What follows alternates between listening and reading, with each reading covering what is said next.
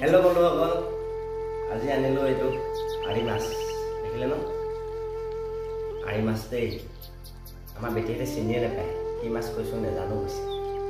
এনে ল'ৰা দুটাকে আনিলোঁ কেলৈ দিব মাছৰ নামটো জানিব। কাটি আনিলে অকল মাংসতে থাকিব যে, সেইকাৰণে আপোনালোকৰ মাছ কেতিয়াবা ঘৰলৈ আনিলে এনেকুৱা মাছ, ডাঙৰ মাছ 1 কেজি দেখিছে যে দুটাকে আনি ঘৰতে কাটিব।